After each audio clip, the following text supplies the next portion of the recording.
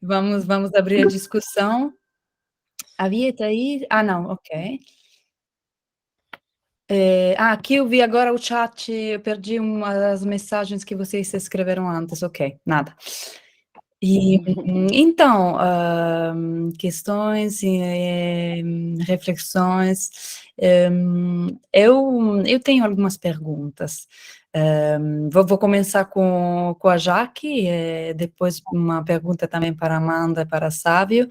E, eu pensei a uma questão que é a questão da memória, que tem em todas as comunicações. E eu fiquei com curiosidade, Jaque, porque você citou, desculpa, porque você citou a questão da memória afetiva, em relação também a esse conceito da antropofagia como forma de devir no tempo. Eu gostei muito da sua leitura da antropofagia em relação ao filme, e sobretudo em relação a ou melhor, indo além de tantas apropriações da antropofagia que são discutidas hoje, e essa questão de relacionar a antropofagia com o tempo e com o devir, a partir também de outros olhares, é muito, muito interessante.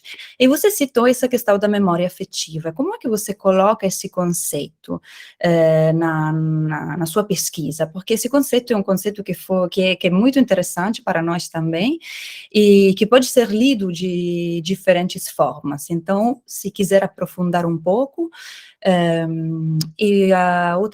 uma pergunta para Sávio e para Amanda.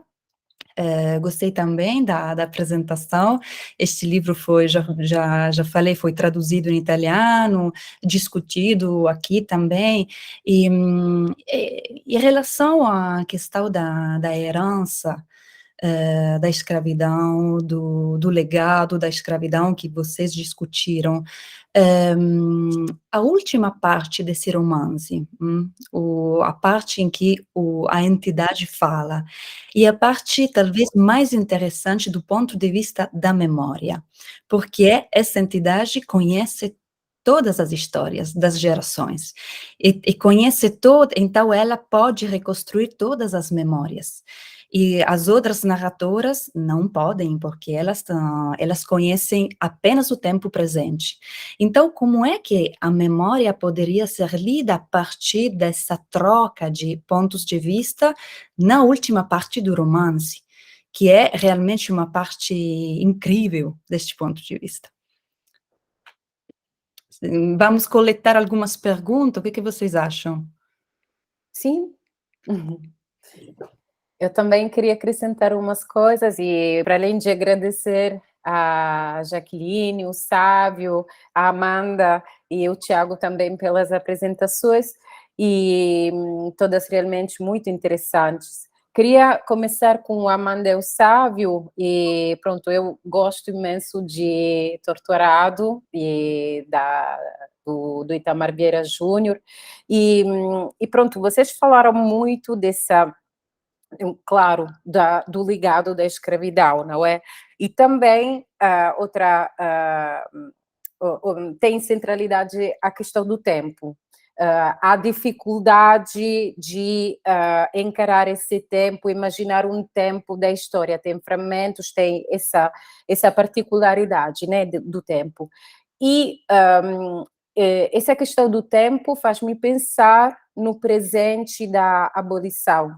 Eu acho que falar do legado da escravidão é também falar do presente, da necessidade no presente da abolição, no sentido que esse tempo presente é o tempo presente da necessidade de repensar e pensar constantemente para a abolição. Eu acho que é central no romance do Itamar Vieira Júnior. E também, em relação à última parte, a fala, não é, a memória da entidade Santa Rita Pescadeira, eu acho que tem centralidade em relação à história, o recontar, o repensar a história, também a centralidade do Jeré, não é? Tipo, qual é o espaço que tem essa dimensão religiosa do Jeré, que também acho que, na etimologia, se não me engano, tem a ver com a ideia de cortar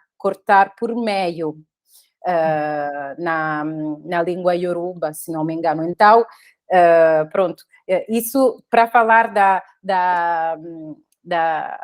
dos conhecimentos, não é, do Itamar Vieira Júnior e também da formação dele, né, de cruzar todos os campos literários a partir da geografia e da terra. Então, pronto, isso para falar sobre essa questão do Jeré, mas sobretudo do presente da abolição dentro do romance, que é esse romance histórico. Por outro lado, gostei imenso também da apresentação da Jaqueline, das referências que ela fez, muitíssimas, e de um filme que é um filme realmente muito interessante.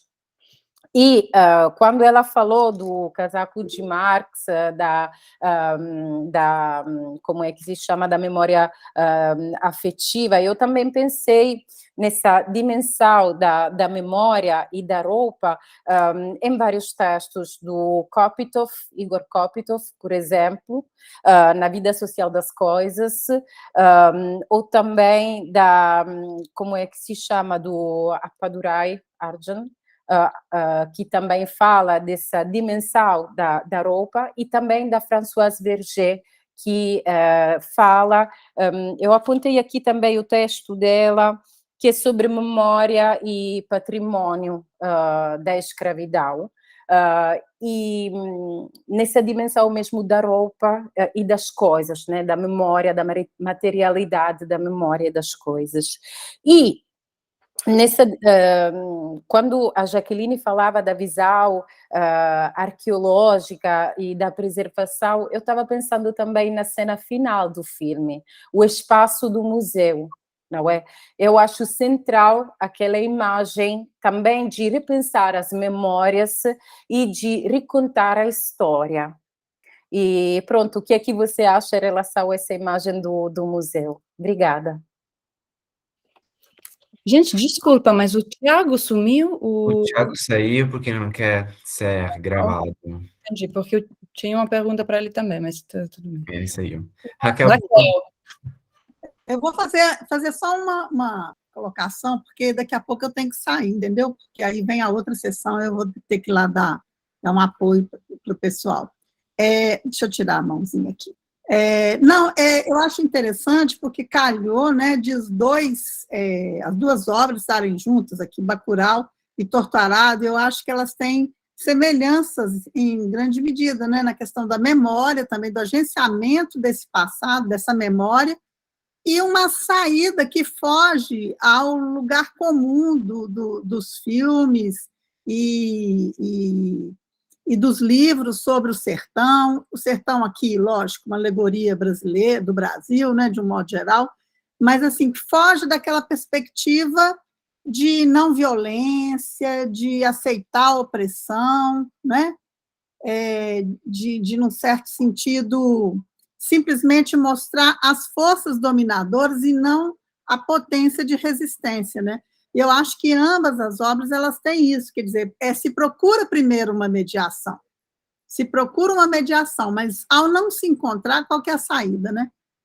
Qual que é a saída? Se você não quer a eliminação do outro, mas se o outro quer a sua eliminação, aí a alternativa é a violência também. E aí vão ser agenciados todos os recursos da memória, né, porque é com a faca que vem do passado ali também que o dominador ali, né, o fazendeiro é assassinado, né, e da mesma forma no Bacurau também, né, são as armas do museu do passado que são agenciadas. É mais no sentido de pensar comparativamente, porque eu sempre disse assim, olha, ainda estou esperando o Bacurau das letras, entendeu? Porque a gente está acostumado com essa coisa só, né? No final, a gente nunca ganha, a gente só perde, entendeu? E nessas duas obras são vitórias parciais, mas são vitórias. Então, eu acho que elas têm assim, e elas vêm num momento muito específico, né? Num momento em que a gente está realmente sofrendo uma repressão violenta, um retrocesso absurdo, né? Então, elas potencializam também, chamam atenção que sem essa violência também, não se conseguirá nem devir, né? O devir não vai vir pela antropofagia simplesmente, infelizmente, né? Não porque não se tente, né? Mas é só um comentário. Eu acho que Torto Arado tem sido muito lido, em incrível quantidade de trabalhos que está sendo apresentados sobre Torto Arado. É um livro que a gente vai precisar deglutir ainda durante um tempo. Eu acho que, em parte, também o sucesso dele se deve a essa potência que ele evidencia no final, né? Assim como o Bacurau também. Então, é a novidade. A novidade é isso, porque a novidade não está tanto na forma, não está, é uma retomada, né, de um romance histórico, de um romance realista e tal, né? Mas depois de um cansaço também com as egotrips das autoficções, eu acho que há esse complexo de épico voltando aí, sabe? Que eu acho fantástico. Só isso mesmo. Pronto, eu só queria acrescentar uma coisa, eu concordo muito com a Raquel e acho que falar de Torto Arado e Bacurau na mesa agora é muito interessante, são duas obras que comunicam muito e, em particular, eu acho que tem um elo também importante quando a gente fala de memória, de retorno, da escravidão do passado, é a questão da mulher, o papel da mulher, não é? Em Torturado, basicamente, temos apenas quase vozes femininas, né? As protagonistas são vozes femininas. E em Bacurau, a presença da mulher é fundamental, como a Jaqueline, né, destacou, a figura da doutora, entre outras.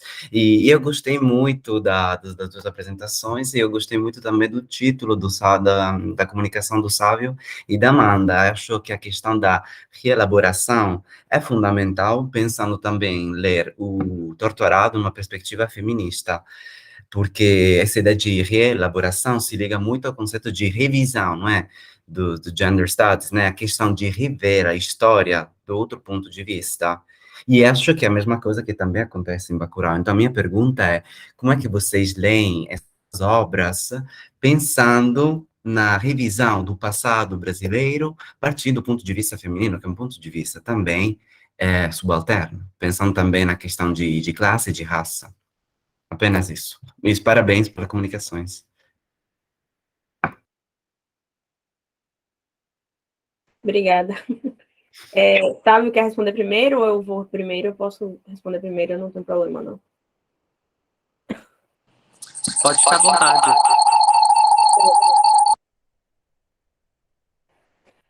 Bom, né, vamos lá. É a pergunta da Alessia. É a Alessia que fala?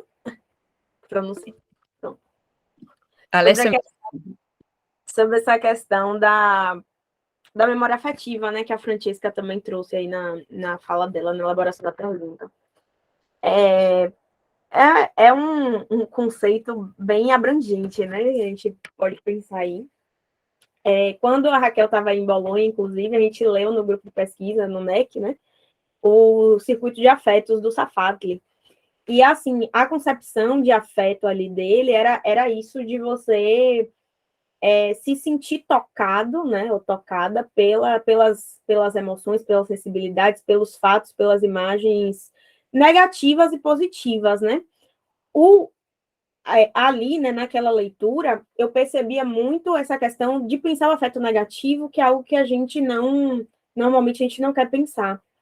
E aqui, quando eu trago essa questão do afeto em Bacurau, eu penso nessa questão do afeto negativo do Safatli, mas eu também penso na questão do afeto ancestral, né? Pensando, e aí, na cena que eu trago aqui na apresentação, a questão da comida como um afeto, porque a comida, ela vem da avó, vem da mãe, então ela vai passando de geração em geração, e em determinado momento na vida, né, e aí eu fico pensando também, já que a gente também estamos falando aqui de memória, de migrações também, né, desses espaços de trânsitos, né, às vezes a gente está em outra cidade, come a comida da nossa cidade, da nossa terra, que nossa mãe fazia, e aquilo tem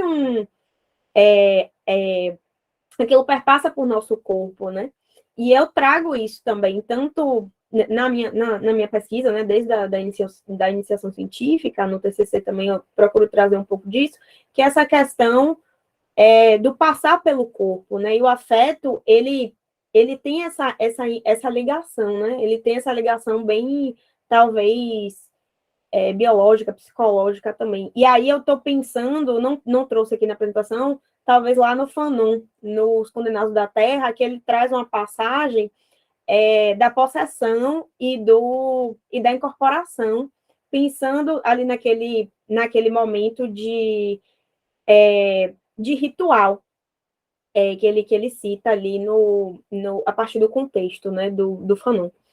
E ele fala a importância daquilo para os corpos colonizados, né? A importância do ritual e da possessão, que é algo que a dança que passa pelo corpo, o canto que passa pelo corpo, e o quanto aquilo exerce a catarse, né? Pensando aí na catarse freudiana. Então, eu tenho minha concepção de afeto, ela acaba mobilizando, né, algumas dessas referências que eu trago aqui na minha fala agora, e também essa questão do afeto ancestral, familiar, né, que a própria antropofagia, quando a gente vai ler também lá no manifesto, né, ela traz lá, né, falando da nossa, e aí eu penso, né, falando da nossa, falando, né, como brasileira, nordestina, baiana, soteropolitana, mulher, do quanto a nossa cultura é uma cultura do corpo também, né? Embora não só seja, não só apenas, né? E é isso também que o Oswald lá tenta subverter no seu manifesto, né? Então, é uma cultura que o Brasil é vendido como samba, como carnaval. Então, o afeto está presente, né? A comida o diferente, né? Então, essa questão, esses atravessamentos, ele se faz presente no dia a dia também. Então, eu penso tanto intelectualmente, teoricamente, mas também nos afetos do dia a dia, né? Nas conversas que eu tenho com meus familiares, com meus amigos. Então, o quanto eu sou tocada e o quanto toco o outro. Então, eu estou pensando nessa relação do devir também, nessa instância do afeto, né? E aí eu falo, tanto que eu coloco essa instância da memória afetiva no mesmo parágrafo do devir no tempo, que eu trago lá, porque o devir, ele está aí. E a antropofagia, na minha leitura, né, pensando não só no manifesto do Oswald, mas no próprio ritual, né, quando eu trago Marmoria Murta, é para também resgatar essa ideia do ritual antropófago que foi vendido entre aspas, obviamente, né, que foi publicado de uma forma, divulgado de uma forma muito, muito estranha, de esquartejamento e tudo mais, e não era isso que acontecia. Era uma sopa fina, tinha um porquê ser aquilo, né? E aí eu tento não trazer juízos de valor também na minha fala, se isso é ruim, se isso é bom, porque aí a gente vai mexer também com outras questões relacionadas à cultura, né? E aí, quando eu trago esse devir no tempo, eu estou pensando, quando eu estou pensando nessa antropofagia, eu trago tanto, e nesse devir no tempo, eu trago tanto essa releitura aí da antropofagia do Viveiro de Castro, né, que ele traz a leitura dos tupinambás, né, do ritual, mas também eu estou pensando no devir lá do Deleuze, né, dessa origem do devir, o que é esse devir também, e pensando na concepção de tempo desses ancestrais, tanto ameríndios quanto de África também, que não tem uma concepção de tempo linear como a gente tem. Então, tem a questão do tempo espiralado. Então, isso tudo eu trago na minha fala e trago na minha análise do Bacurau, porque eu vejo que no Bacurau tem aqueles lances que tem uma coisa que tem também no Torturado, né? Eu li também o Torturado, então tem isso dos flashes que parecem alucinações, a gente sabe se é sonho, se é alucinação, e eles, né, esses povos, têm essa concepção de realidade diferente, né? Porque eles agregam seus deuses, né? Agregam suas concepções espirituais para o seu dia a dia, né? Para a sua concepção de mundo. Não é algo à parte, dicotômico, ou isso ou aquilo. Tá convivendo, né? Tá partilhando o comum ali. E quando eu trago esse devir no tempo, é pensando nisso também. Porque quando a gente assiste o filme, a gente não sabe se aquilo está no real ou se aquilo está é uma alucinação das personagens, né? E já posso responder a segunda pergunta também? A pergunta da Francesca, né, sobre o museu. Eu tinha feito, né, anteriormente, participei também de uma mesa, se não me engano, foi do Congresso UFBA, sobre que eu fiz uma explicação sobre essa cena do museu. Eu pensei até em voltá-la, né, em trazer alguma coisa dela hoje na apresentação, mas eu pensei, não, já trabalhei. Mas não tem como não lembrar. É impossível, né? Eu acho que é a cena mais enigmática ali. E principalmente quando esqueci o nome dela, que a coordenadora do museu, né? Esqueci o nome da personagem agora, quando ela acontece ali o tiroteio, né? Tem aquele momento ali que é algo que eu chamo de guerra colonial, entre aspas, né? Mas algo que eu tento fazer uma comparação lá com o Fanon também, que eu trouxe no início da minha fala agora, é que ela fala, não lave as paredes, ou seja, vamos deixar a história marcada, não vamos esquecer a história. E o fato das pessoas de Bacurau, e aí pensando Bacurau como uma comunidade, né, essa comunidade que, apesar de todas as suas contradições, consegue ter consegue constituir ali uma boa vizinhança, né, as pessoas a gente percebe ali uma amizade muito grande, né, entre os cidadãos de Bacurau, entre os bacurauenses,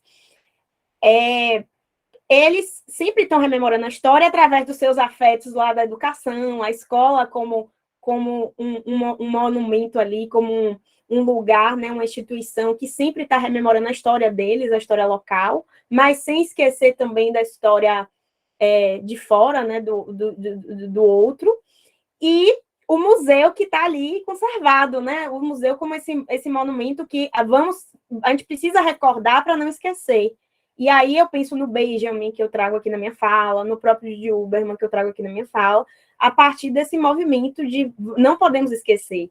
E o interessante que eu trouxe nessa outra comunicação foi que a igreja, né, lá do Bacurau, que é a grande instituição do Brasil, né, pensando assim, apesar de suas divergências, né, existem várias igrejas, né, o pentecostal, católica, etc., a igreja lá é um lugar de colocar, de guardar as coisas, né? Um depósito. Então, assim, acaba que a cultura, a educação, tem um local primeiro lá em Bacurau, e são elas que fazem com que os cidadãos ali, as pessoas ali, tenham uma consciência e consigam sempre estar reelaborando a história, né? Então, assim, eu vejo que o papel do museu ali de estar intacto, a conservação, ela perpassa pela educação e perpassa por esse movimento mesmo de vamos nos conscientizar de quem somos, né? E aí vem de novo a questão da memória afetiva lá do início, né, da fala. É isso, gente. Desculpe a Obrigada. Muito obrigada mesmo. Muito obrigada, Jaque.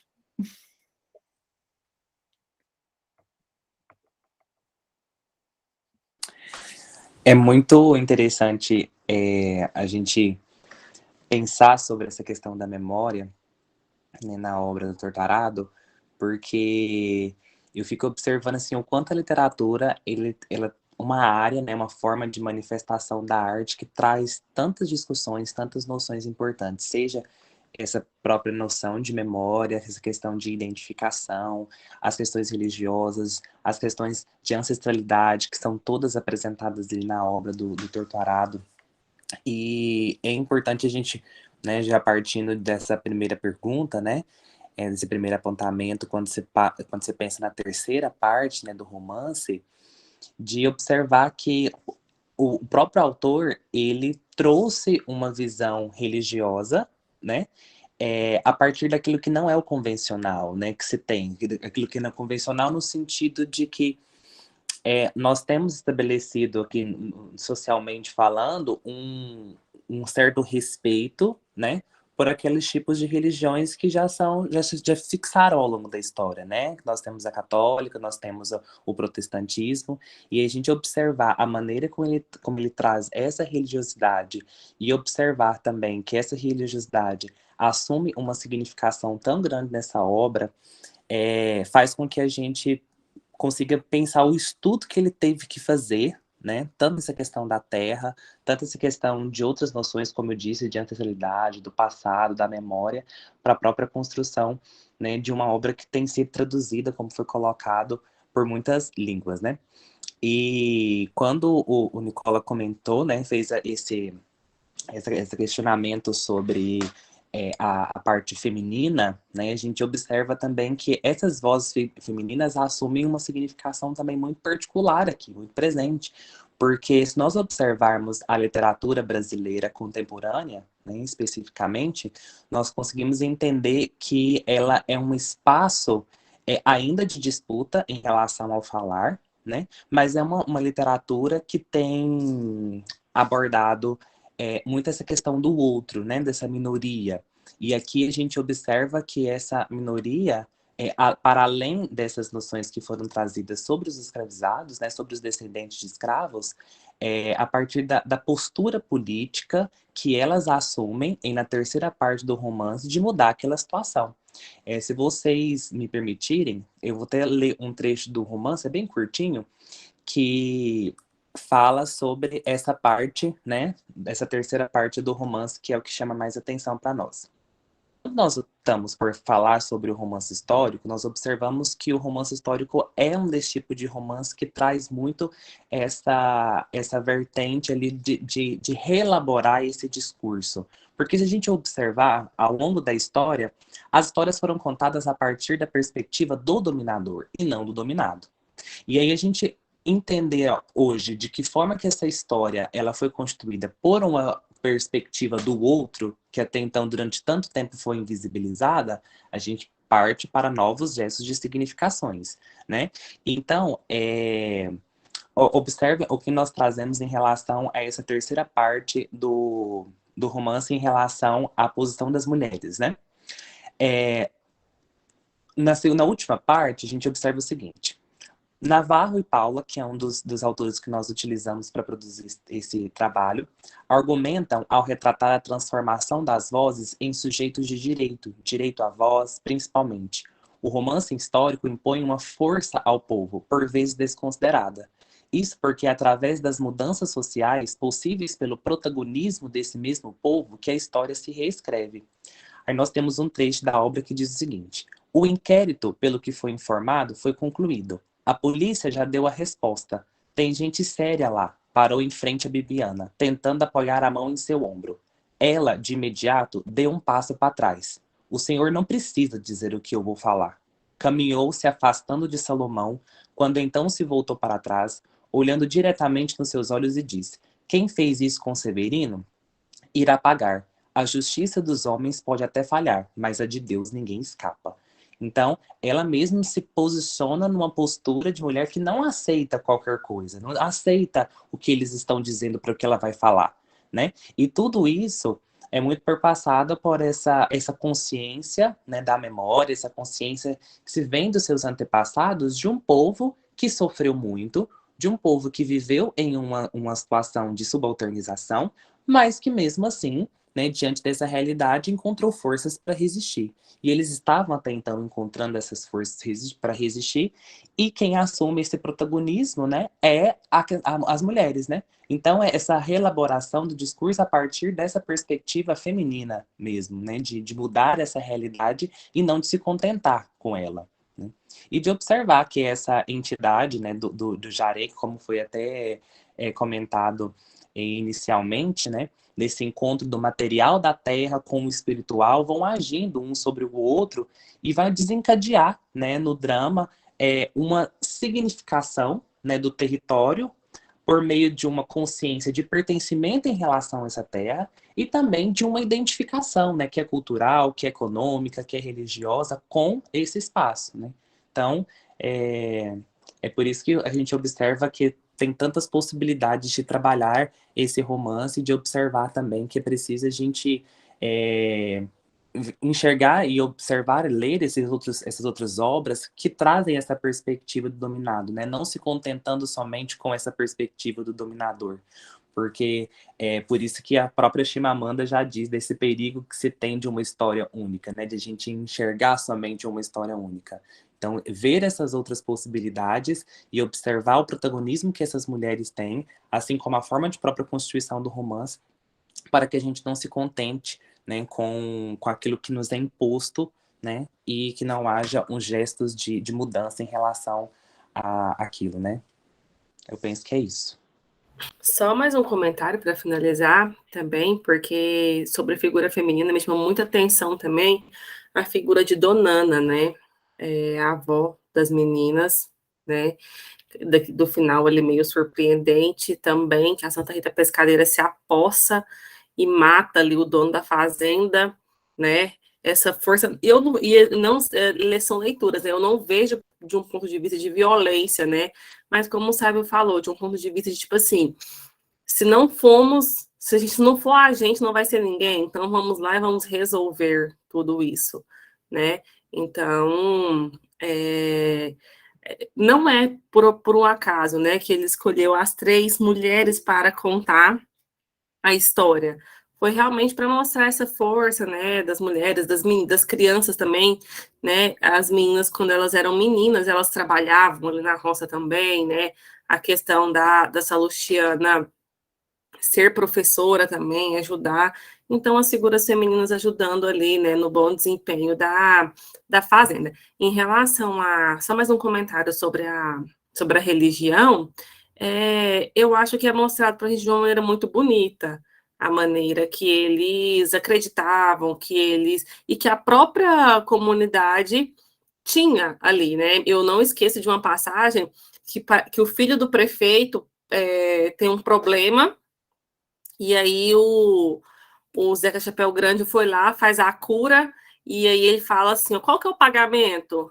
Aí ele falou, não vou cobrar, mas traz uma escola aqui para a gente. E o prefeito, por ter medo, né, leva a escola, né, como se ele tivesse, sim, né, desse aquela credibilidade ao Zeca Chapéu Grande, né, tipo, com medo de jogar um feitiço, ou com medo da doença do menino voltar, ele vai lá e dá a escola como forma de pagamento. Tanto que quando o Zeca Chapéu Grande morre, né, as coisas ainda pioraram cada vez mais, porque eles tinham um certo respeito por ele. E é um romance muito bom, né, como todo mundo comentou, a gente... eu devo, né, ler mais algumas vezes para conseguir explorar tudo, né? Mas foi isso que eu consegui tirar, né? Obrigada. E só um Obrigado. último Obrigada. comentário, desculpa, só um último comentário para a gente fechar, né, essa parte de apresentação, a partir de tudo aquilo que a gente já disse. Eu queria fechar com um trecho, né, que diz muito. Fala o seguinte: querem desonrar Severino, porque desonrando o seu nome enfraquecem nossa luta. Querem proteger os poderosos, querem nos calar, nos retirar daqui a qualquer custo. Querem nos dobrar, mas não vergaremos. Querem que a gente levante, carregando nossas coisas, e deixe a fazenda. Para onde? Não interessa. Queimaram nosso galinheiro, soltaram animais para destruir nossas roças, quiseram impedir a pesca com a desculpa de que era para proteger os rios. Como se não fosse a gente que cuidasse das coisas, como se não fôssemos parte de tudo isso. Estivesse tudo isso nas mãos de garimpeiro ou fazendeiro, estaria destruído. Até proibir de enterrar nossos mortos na viração tentaram, mas não irão nos dobrar. Não deixaremos Água Negra. E espero que a gente também, a partir dessa passagem, faça com que, como eles, né, tenhamos essa força de resistência também, né, de se manifestar e de se posicionar diante de tantas atrocidades, tantas violências que a gente tem vivido na contemporaneidade. É isso. Obrigado. Obrigada Muito mesmo. Muito obrigada. Um ótimo fechamento, não é? Sim, Foi. nessa situação não tem mais.